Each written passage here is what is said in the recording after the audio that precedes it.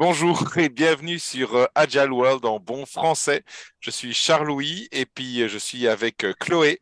Nous sommes dans la deuxième saison d'Agile World en bon français. Aujourd'hui, nous avons avec nous Karine, mais avant d'aller plus loin, je voudrais aussi repréciser l'intention de cette deuxième saison. Aujourd'hui, nous avons vraiment dans l'intention de vous, au-delà d'aller présenter des personnes qui ont expérimenté le savoir-faire et le savoir-être agile, c'est surtout aussi l'idée d'aller découvrir leur monde, découvrir comment ils amènent les choses, comment ils voient les choses et comment ils évoluent et rayonnent dans leur quotidien. Voilà. Merci Charles-Louis. Alors, on accueille qui aujourd'hui? On accueille Karine Dubois. Euh, j'ai, Vous savez, c'est ces rencontres à travers un tout autre réseau qui font qu'à un moment donné, tu dis, ah, cette personne-là, j'aimerais en savoir plus. J'aimerais comprendre dans quel univers elle est, qu'est-ce qu'elle rayonne justement à tous les jours avec son équipe. Et Karine fait partie de ces personnes-là. Alors, quand je l'ai rencontrée pour la première fois, vraiment, cette année, j'ai dit à Charlie, j'ai quelqu'un! Je veux vraiment qu'on la rencontre parce que je veux que l'univers la voie. Je veux qu'on l'entende dans son expérience sur que ce soit le savoir-être agile, que ce soit juste être avec son équipe. Je pense que le mot être avec son équipe a vraiment sa place ici. Et j'aimerais vraiment beaucoup qu'on explore dans cet univers-là. Karine, merci d'être avec nous, plongée dans ce côté très informel qu'on a aujourd'hui dans cette saison. Et tu sais quoi? La question qui va vraiment ouvrir le bal aujourd'hui, elle est la suivante. Qu'est-ce qui t'a fait accepter notre invitation? Bonne question. Ben, tout d'abord, merci. Merci de l'invitation et le temps là, pour ce matin. Donc, oui, c'est un très bel échange que j'ai eu avec toi, Chloé. Là. Donc, j'ai accepté d'entrée de jeu. Moi, je suis toujours partante là, pour évidemment mettre en lumière le leadership bienveillant puis ce qu'on fait pour nos équipes. Donc, c'est sûr, ça m'a interpellée. Donc, j'ai envie ce matin là, de pouvoir échanger. Puis, ça me permet du même coup de faire une introspection. Hein. On est à la période de l'année où on prend un pas de recul. Donc, pourquoi pas joindre l'utile à l'agréable ce matin. Donc, ça fait plaisir. Hmm. J'aime beaucoup cette intention. J'aime Ouais. beaucoup. J'aimerais que beaucoup qui écoutent ça s'en inspirent aussi. Tu as bien raison. Euh, alors, ce leadership bienveillant, si on est dans un mode rétrospective, ça a été quoi cette année principalement pour toi?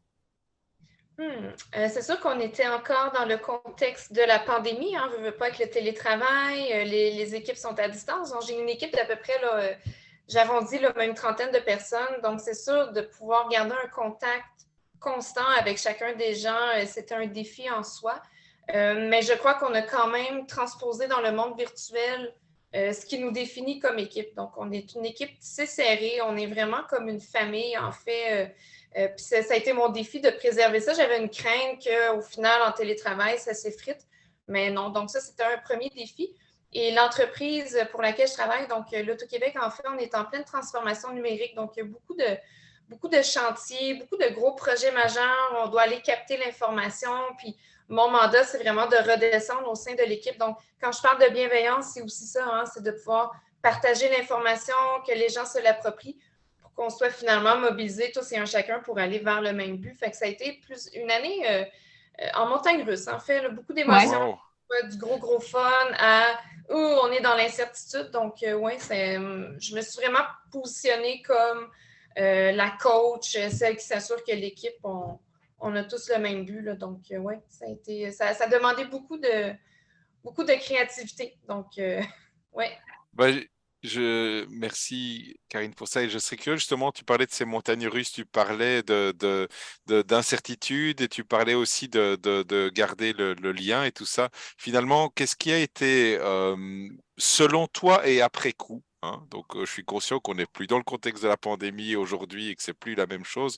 Mais selon toi et après coup, quel a été l'ingrédient clé ou oui, l'ingrédient clé qui a fait en sorte que cette cohésion soit restée dans le contexte. Je crois que ça revient, là, ça va être un cliché ou un classique. Bref, la communication, en fait. Oui, mais Ça, j'aime le. ça revient à ça. Vas-y, amène-nous vers ça, justement. Ça s'en dit Et souvent, ça. c'est quel Bonne genre de, communication. ouais, c'est quel genre de communication chez toi? Ça ressemble à Euh, quoi? de- Ouais, ma communication, en fait, elle est constante. Donc, c'est tous les matins, un petit coucou.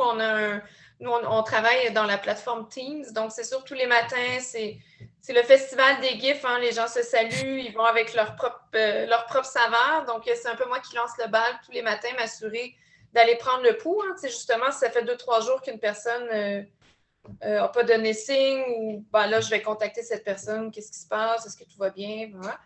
Donc, ça, c'est ma façon. Ouais, communication constante, communication pas trop formelle. Hein?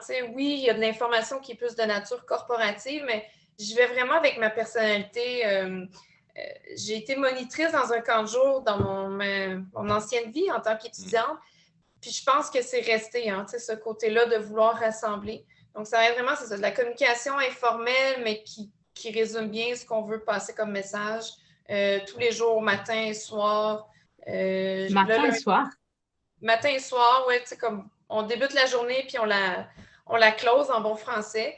Euh, Ça va être constamment sur notre Teams d'équipe. Dès que j'ai une information, je la transmets au reste du groupe. Fait que ça fait qu'on est toujours au même niveau d'actualité de ce qui se passe dans l'entreprise, autant pour l'organisation que notre équipe, que les projets. Puis, tu sais, je ne suis pas la seule à le faire. En fait, moi, je lance le bal, mais le reste de l'équipe emboîte le pas, puis ouais. Je pense qu'on a ça dans notre ADN aussi. Là. On Ça, est structuré. Ouais. c'est hyper important, en fait, ce que j'entends là, que c'est pas unidirectionnel, donc c'est pas uniquement Karine qui fait ça, et donc au sein de l'équipe, donc il y a cette communication Ouais. qui se passe. Est-ce Ouais, que puis ça... on a séparé, Pardon. séparé nos communications, pour ce qui est vraiment plus formel. On a un canal qui est beaucoup plus social, interdiction de parler de boulot. Ça, c'est vraiment une règle qui est Règle écrite. d'équipe, excellent.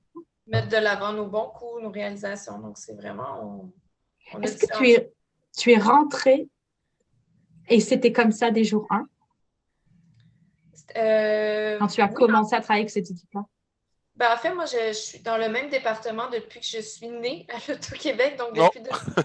Ouais. Puis c'est ça, j'ai changé de rôle, puis au final, j'occupe le poste de leader, là, en fait, depuis 2014.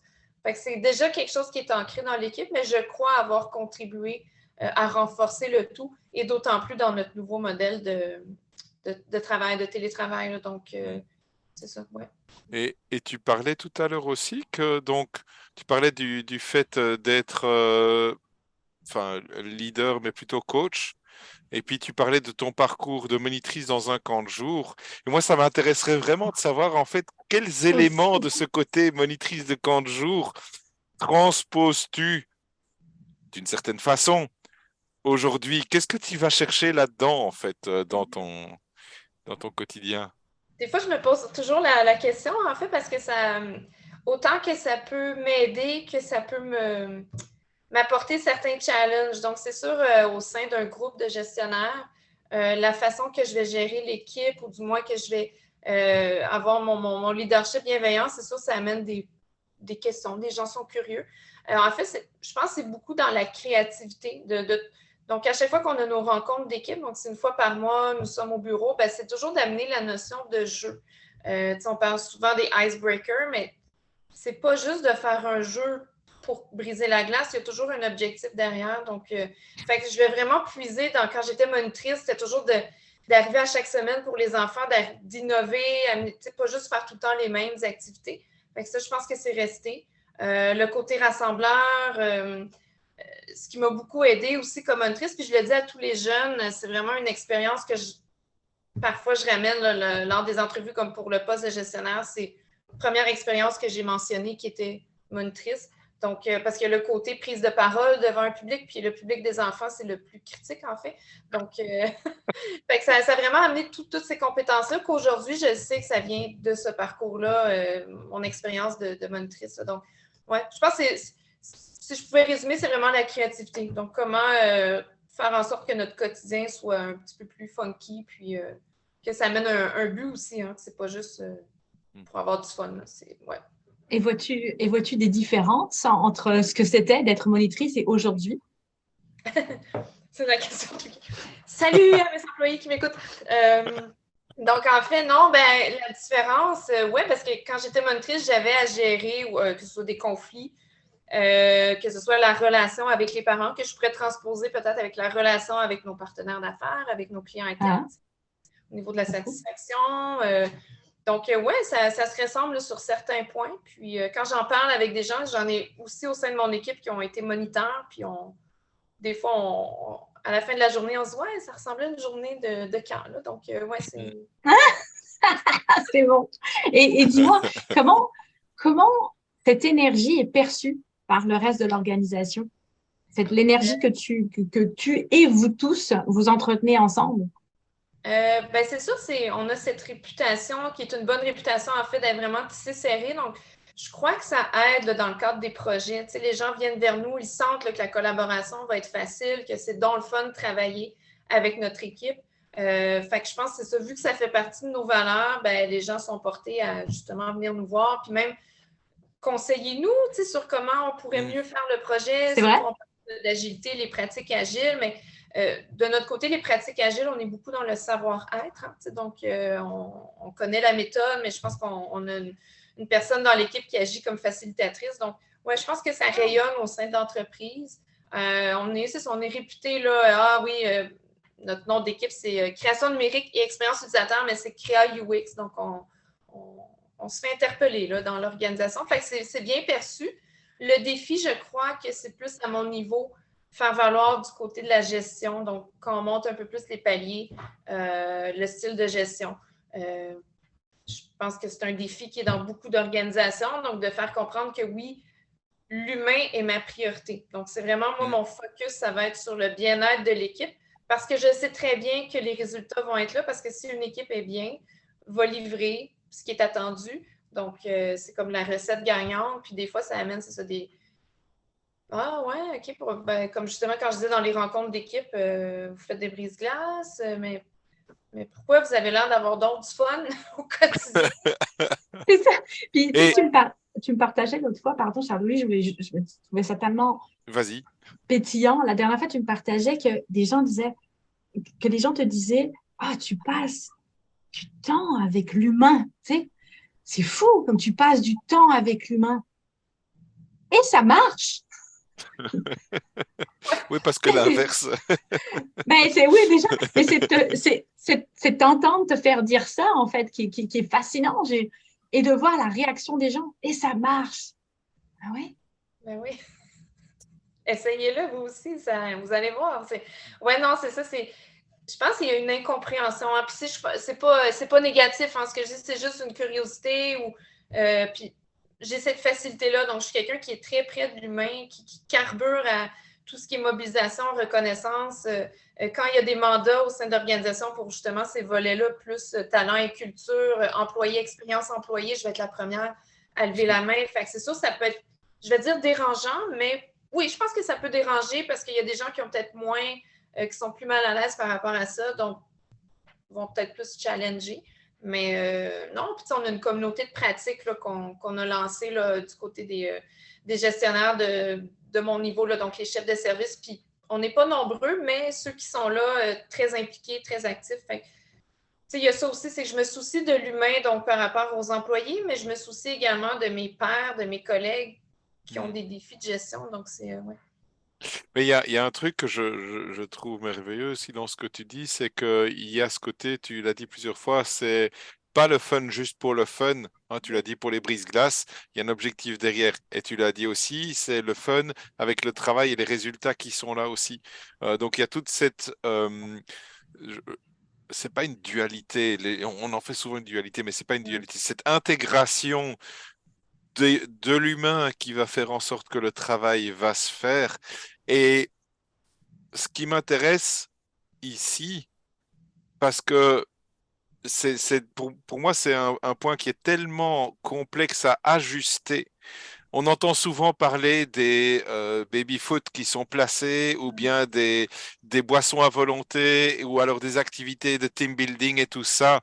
Euh, et la question que j'aurais envie de te poser, c'est en gros, qu'est-ce qui se passe mais qu'on ne voit pas qui fait en sorte que ça marche? Hmm. Effectivement, puis nous sommes majoritairement en télétravail, hein, donc tout ce qui est Mm. baby-foot et tout, à moins d'avoir une version virtuelle, mais c'est pas C'est ça. pas En fait, fou, ça existe. ce serait Ouais, pas fou. ouais. En fait, ce qu'on voit pas, c'est le fait que justement, je suis plus dans un mode, comme je disais, de coach. Donc, c'est sûr, j'implique beaucoup les gens dans mon équipe. Donc, quand il y a des décisions importantes, j'ai déjà une bonne idée de vers où je vais aller, mais le comment on va y aller, je m'attends à ce que ce soit mon équipe. Ce sont eux les experts. Donc, je suis beaucoup dans ce mode-là d'impliquer, aller chercher l'avis des gens. On va faire souvent des ateliers lors de nos rencontres d'équipe, là, quand on est au bureau. Des ateliers, justement des ateliers de réflexion, résoudre une problématique dans le cadre d'un projet, vu qu'on est design, UX. Fait que Mm. je pense que c'est beaucoup ça, le fait d'être très transparente avec l'équipe, d'être corporative, hein, parce qu'il y a des messages que je dois passer, que je dois endosser, puis donc il faut faire attention parce que c'est une ligne Ça fait qui fait partie du rôle aussi, je pense. Ouais. tout à fait. Donc, il y a tout ça à considérer, mais ouais, je pense que ce qui est peut-être plus low profile ou comme tu dis, Charlie, qu'on voit peut-être moins, mais c'est ça. C'est vraiment d'impliquer l'équipe le plus possible, puis de les mettre de l'avant. Hein, très peu pour moi d'aller prendre le crédit sur les réalisations. Donc, mon travail, quand je disais la communication constante, ça va être beaucoup ça, faire rayonner ce que l'équipe fait. On s'est monté un site à l'interne, notre vitrine, que j'ai dit aux gens, quand vous terminez un projet, allez mettre un résumé avec des photos de ce qu'on fait, expliquer vos expertises et tout. Fait ouais, on est loin de jouer au baby-foot, là. On est dans du très Dans du pratico-pratique. vrai, oui. Et en J'aime. même... Ah, vas-y, vas-y, Ouais, vas-y. non, je voulais juste ressouligner ce que tu as dit, faire rayonner ce que l'équipe fait. Mm, C'est des mots tout simples et tellement, tellement importants. Et merci vraiment pour ça, parce mm. que c'est facile hein, en réunion de direction de dire, bah voilà, mon équipe a fait ci, mon équipe a fait ça, et puis Bon. hop, on prend le crédit, hein, mon équipe. Hein. Ouais. Euh, et finalement, hop, mettre l'équipe en avant, Et encourager l'équipe à se mettre en avant. Oui, C'est-à-dire que je vais pas juste parler de vous comme si j'étais juste fière de mon enfant, tu sais. Non, Mhm. c'est donner le courage à l'équipe de dire, parce que je me souviens lorsque je travaillais pour une grande entreprise où j'étais fière de mon équipe, tu sais, et j'avais juste je n'étais pas gestionnaire, mais je contribuais à tout ça. Je me dis, est-ce qu'on peut en faire quelque chose? Est-ce qu'on peut le montrer pour que les gens s'en inspirent, tu sais? Et j'avais eu de la part de mes gestionnaires quand même bienveillante, mais ben, enfin, tu sais, il y avait un côté un peu, là, on va se vanter. Mais non, non, laissez l'équipe parler d'elle, laissez l'équipe montrer ce qu'elle est capable de faire. Quelle, quelle force, quelle confiance. Ça crée une machine qui fait qu'on a comme envie de vivre cet univers et d'être dans cet univers-là, d'y contribuer. J'aime aussi ce mot faire rayonner parce que il m'a aussi amené ailleurs en t'écoutant, Karim. Je vois que tu mets beaucoup l'accent sur faire rayonner l'équipe et aider l'équipe à rayonner. Tu aides aussi à faire rayonner les gestionnaires autour de toi, à faire rayonner cette énergie autour de toi. Tu t'impliques quand il y a une conversation sur l'expérience employée parce que c'est faire rayonner l'humain. OK. Ben là, je m'amène vers une question un tout petit peu plus perso. Comment Karine se retrouve dans tout ça? Comment elle arrive à naviguer dans tout ça? Bonne question, Chloé. En fait, c'est pas toujours facile. C'est ça, je mets beaucoup d'énergie justement à faire rayonner. Du coup, je peux pas me perdre là-dedans aussi. Hein. Je pense que tout humain a besoin de reconnaissance, puis de dire hey, j'existe moi aussi, je fais des bonnes choses. Mais j'en sens pas tant le besoin parce que de faire ça, moi, ça répond à c'est quoi mes intentions. C'est vraiment ça. Hein.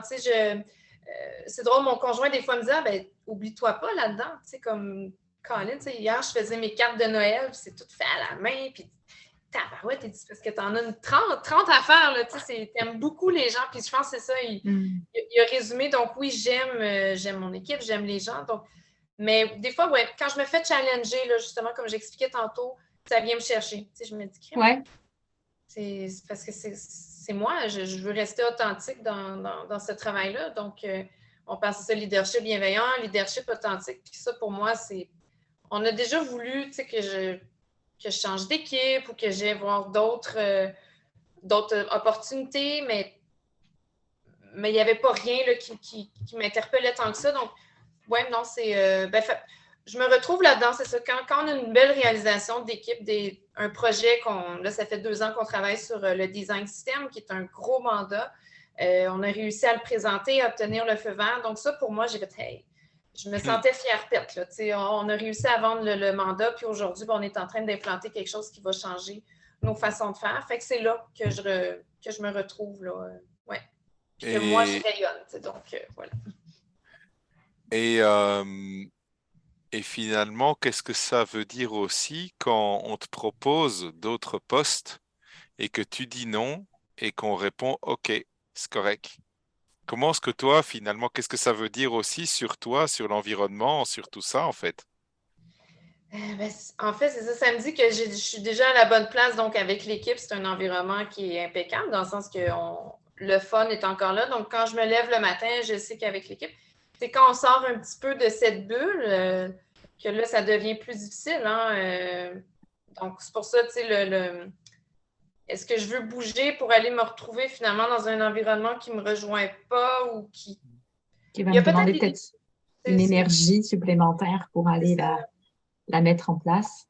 Mhm. Donc, ouais, c'est des questionnements, mais tu sais, je pense que les gens, là, la direction comprennent bien aussi. Puis, c'est d'aller chercher des mandats qui seraient peut-être plus larges, qui viennent toucher un petit peu plus Mhm.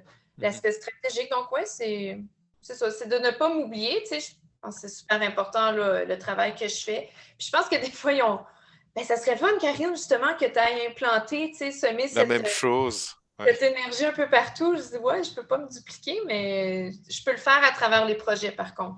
Donc, quand on Mhm. a collaboré avec différentes équipes, c'est sûr que je vais aussi demander aux gens de dire, écoutez, insuffler, implanter notre ADN ou, tu sais, nos bonnes pratiques. Là. Donc, ça se fait à travers les mandats.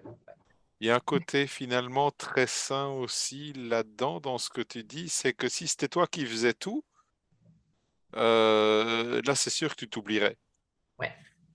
Et donc, en demandant aux autres de le faire, ou en tout cas voilà, il y a le côté on les fait rayonner parce que c'est eux qui vont aller insuffler cet ADN, c'est pas toi. Et en même temps, ça t'aide aussi à toi à rester pour toi authentique et ne pas trop te surcharger. Exact. Tout à fait. Waouh. Oui, parce qu'on pourrait dire, au fond, plutôt que de dire, tiens, tu vois, Karine, peux-tu aller insuffler cette graine un peu ailleurs? Ben, en fait, on peut maintenant dire, ben, en fait, il y a 30 personnes plus une, 31 personnes qui est aujourd'hui en mesure de faire pousser cet ADN plus loin. Et en plus, pour enchérir ce que tu viens de dire, Charles-Louis, ce que je trouve intéressant dans cette initiative que tu as, Karine, de le transposer à travers les projets, c'est que tu le fais expérimenter, en fait. Mhm. Tu encourages ton équipe à le faire vivre et tu fais vivre à d'autres personnes ça. C'est en le vivant qu'en fait, hein, c'est, c'est, c'est parce que on vient vivre une année de formation avec Charles-Louis et puis on a énormément expérimenté. Et d'ailleurs, je t'en parlerai, Karine, ça pourrait peut-être te plaire. Et bref, et je fais une connexion, mais je ferme la parenthèse rapidement. En fait, ça me fait penser à une image que j'avais envie de vous partager. C'est un vécu personnel, c'est avoir vu mon fils faire ses cours de piscine et un peu s'ennuyer dans tout l'aspect très méthodique. Voici, tu fais ceci, voici, on va apprendre à faire la fusée, ta. Et je l'ai vu après, dans le dernier cours, faire 10 minutes de méthode et après, le reste du cours, vu que c'était le dernier, c'était des jeux. Et là, tu observes la façon dont doit se dépatouiller dans l'eau pour utiliser sa bouée, son outil, son machin et bidule, à s'approcher du bord, se détacher du bord, apprendre à vivre, à bouger ses bras. Et je me dis, mon Dieu, mais comment ça se fait qu'on n'exploite pas encore plus ça? Et on revient à tout l'aspect du jeu qui est au centre de ta pratique de leader bienveillant, qui est un jeu avec une intention, pas juste un jeu pour jouer, avec une intention de faire en sorte que le groupe se sente bien, se sente en sécurité pour innover, pour tester, et voilà, et je reviens à cette initiative que tu as de le faire vivre aussi avec tes partenaires d'affaires. Euh, Et ça, c'est perçu comment, cette initiative que tu as, parce que tu parles, dans les quelques minutes qui nous restent, j'aurais envie d'exploiter, tu parles de défis, je t'ai entendu parler de défis. Quand tu remontes ça en altitude, c'est plus difficile, c'est sûr. Hein, t'as déployé au sein d'une trentaine de personnes une énergie incroyable. Et là, tu la montes au-dessus. Donc voilà, qu'est-ce que tu vis? Peut-être une ou deux choses que tu pourrais nous partager en respect de toute confidentialité. Ne t'inquiète pas, puis Mhm. tu vas comme tu veux, mais c'est comment est-ce qu'on peut apprendre de ça quand on se retrouve même dans la même posture que toi, l'envie de faire rayonner, et à un moment donné, on arrive à trouver des murs. Comment on les fait bouger, ces murs-là? Ben, en fait, j'ai un exemple qui me vient en tête, là, puis qui est vraiment, ça a été comme le tout début là, de nos pratiques agiles. Ben, en fait, on devait, en l'espace de 3 ou 4 mois, migrer plusieurs sites web dans une nouvelle technologie. Donc, la pression était là. On avait un aspect légal. Hein. On ne pouvait pas continuer dans la version Ouais. qu'on avait. Donc, là, on s'est regardé. Je pense qu'on a su ça, c'était au mois de novembre et la date était fin mars. Donc, fait que là, il a fallu justement rassembler les gens, dire écoute, on se donne une méthode de travail, on a fait un Kaizen. Donc, je savais que si j'y allais 100% avec mon approche, là, j'aurais frappé des murs. Donc là, j'ai dit, OK, non, non, on va y aller avec des approches, donc amélioration continue, parce que c'est une pratique qui est très implantée. Donc, faisons un Kaizen, mais à travers le Kaizen, on le fait avec, oui, des jeux, avec notre approche qui est un petit peu plus funky. Fait que je pense que ça a été de trouver le bel équilibre entre je sais que je dois quand même suivre une méthode, mais aussi je veux que ça se vive selon ce que notre équipe on a l'habitude de vivre. Fait qu'au final, ben, ça a été ça, la pression était là à son maximum, on a réussi. Donc, on a livré les sites Waouh! web. Ouais. Fait que ça, c'est un exemple de quand on réussit C'est- à naviguer dans tout ça, j'ai- on tape moins de murs. Là, donc, ça a été de J'aime bien. beaucoup, j'aime beaucoup ton histoire parce que pour moi, ce qu'elle ramène, c'est le côté être conscient des murs, être conscient du cadre, être conscient de ça, pas essayer de les bouger et savoir qu'à l'intérieur, dans la cour de récréation, hein, finalement, Hum, on sera en sécurité et on peut faire ce qu'on veut tant qu'on va vers l'objectif. Exact, c'est ça. Fait que hum, c'est un exemple que je ramène souvent parce que je trouve qu'il rejoint bien tous les points. Mhm. Sinon, ben, je pense que c'est au quotidien, le défi en fait que j'ai, c'est de faire comprendre ce qu'on livre. Parce qu'en fait, notre équipe a un côté, on est beaucoup plus communication, marketing, multimédia, Mhm. et on fait partie de la vice-présidence des technologies. Fait que des fois, c'est juste de bien faire comprendre ce qu'on fait. On ne fait pas juste mettre des beaux pixels sur Ah nos non. sites, il y a tout un travail derrière. Fait que ça, c'est un défi qu'on a. Là. Donc, c'est pour ça je mets beaucoup d'emphase sur faire rayonner l'équipe. Mais c'est ça. Fait que ça, c'est. Puis, Wow. incompréhension parfois de ce qu'on fait, puis incompréhension de ben, comment on le fait, puis comment moi je réussis à encadrer tout ça. Là. Donc, j'ai pas d'exemple qui vient en tête parce que c'est au quotidien, c'est à travers différents dossiers, mais celui des sites web, je trouve que ça. Ouais. Donc, on a réussi à livrer ce qui était attendu, puis on l'a quand même vécu avec du gros fun, malgré tout. Ouais. Je me demande d'où ça vient, cette incompréhension. Ouais, moi aussi. Donc, si tu trouves la réponse. Ben, en fait, ce sont des activités propres à tout ce qui est design, UI, UX. Fait que c'est peut-être. Il y a un côté de notre équipe qui travaille plus avec les développeurs, donc ça va. Il y a un côté qui est beaucoup plus créatif. On est plus en lien avec des équipes marketing. Fait que c'est peut-être de bien trouver notre place dans tout ça. Fait que, mais je ne sais pas. C'est une question que je tente de répondre. Hum, Peut-être en 2023, j'aurai la réponse, mais oui, Hmm. c'est un beau défi. Puis, ça nous amène des bons comme des moins bons côtés, mais ouais, c'est. Mais j'aime bien ce côté finalement aussi bon, tu parlais de cette introspection et puis aller regarder finalement sur 2023 et ça amène des défis, ça amène des options, des nouvelles possibilités et tout ça. Et, et quand je rejoins avec ce que tu disais avant, avec justement les équipes web où justement à l'intérieur du cadre finalement beaucoup de choses sont possibles. Mhm, C'est assez inspirant en fait et ça donne envie de te suivre.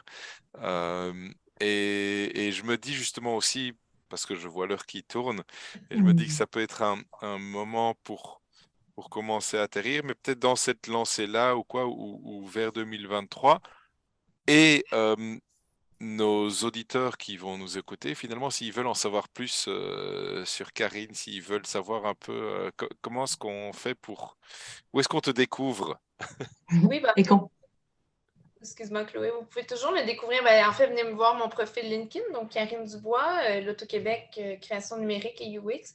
Sinon, me contacter par courriel, il n'y a vraiment pas de souci. duboiskarine36@gmail.com.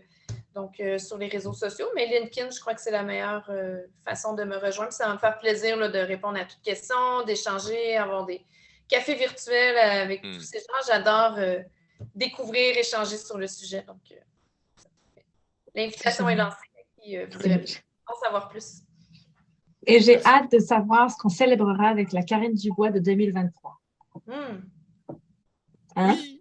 Tu nous Oh diras oui. ça. Tu nous feras suivre tes aventures en 2023 et dire comment est-ce qu'elle est amenée à comprendre cette incompréhension et comment on va la découvrir avec elle. J'ai envie de voir ça. Super. Tu es prête pour ça? Oui. Merci à toi, Karine. Merci d'avoir été des nôtres. Merci Merci à Karine. vous. Merci. Merci tout le monde.